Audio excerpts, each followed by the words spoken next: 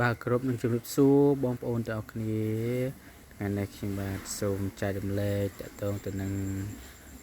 តូបលក់ចាប់ហួយរបស់ខ្ញុំគឺវេលាពេលនេះគឺពេលល្ងាចបាទនៅថ្ងៃទី3ខែ11ឆ្នាំ2025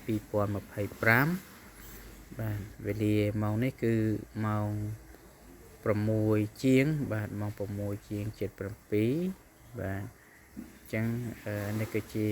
ទស្សនវិជ្ជាទាំងស្រុងនៅក្នុងតូបលក់ចាប់ហួយរបស់ខ្ញុំតែម្ដងបាទហើយស្មានណាគឺអត់សូវ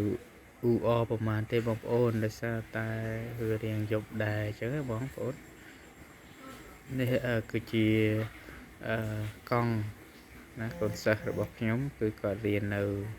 ខាងក្រោយបាទហើយខាងមុខខ្ញុំលក់ចាប់ហួយមាននំមានអីចឹងទៅតាមហ្នឹងណាបងប្អូនទាំងអស់គ្នាអាចមើលទៅតាមនឹងបានបាទហើយពេលនេះគឺជាសកម្មភាពដែលគាត់ចេញពីសាលាបាទចេញពីសាលារៀនហើយគឺពួកគាត់សប្បាយចិត្តមែនទែនបាទសប្បាយចិត្តណាហ្នឹងហើយគាត់ចាប់ដើមចេញមកបដើហើយបាទហើយនៅស្ទះពេញនឹងឯងបាទបងប្អូនទាំងអស់គ្នា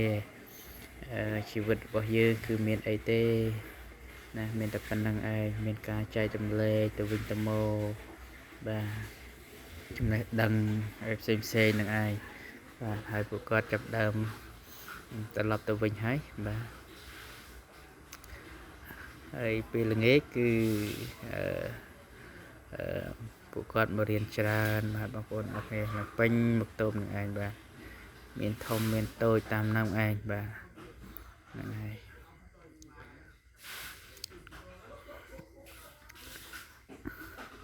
ពួកគាត់ចាប់ដើមទៅបដើអស់ហើយឃើញថាឥឡូវនេះក៏បានមកថតណាអីវ៉ាន់ម្ដងបាទថតអីវ៉ាន់ម្ដងបាទបន្តមកទៀតនេះគឺជាម៉ូតូបាទ